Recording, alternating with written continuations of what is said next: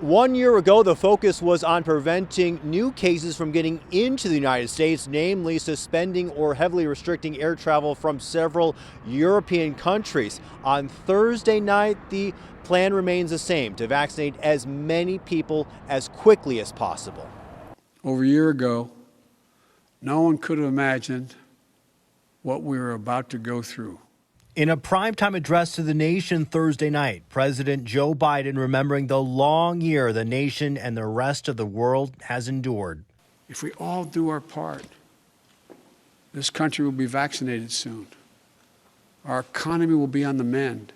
March 11th, 2020. At the time, the novel coronavirus did not have an official name. Only 1,200 known cases in the United States. Clark County with only 2 cases and 3 presumptive positives. It was the eve of a state of emergency that remains in effect now. This is the most aggressive and comprehensive effort to confront a foreign virus in modern history. The NBA suspended the season, stopping a game before a packed crowd after a player tested positive exactly 1 year ago. T-Mobile Arena played host to the Pac-12 men's basketball tournament, but barred fans from watching in person to slow the spread of the rapidly spreading virus.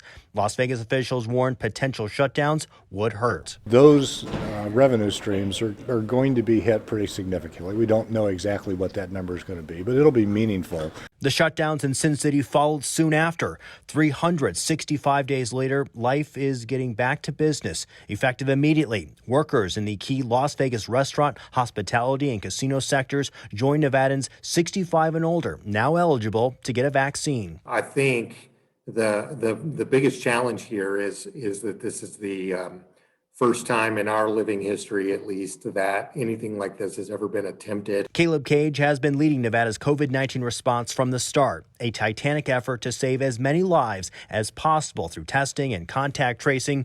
Months later, now attempting to vaccinate every adult with newly developed vaccines. And everyone's goal is the same, and that's to get as many Nevadans vaccinated as possible. State leaders say the path forward and returning to normalcy depends on the vaccine rollout, which continues to speed up. Next week, the state expects adults 55 and older with underlying health conditions will be allowed to make appointments to get their shots. As more Nevadans are vaccinated, it helps us to move to other groups faster.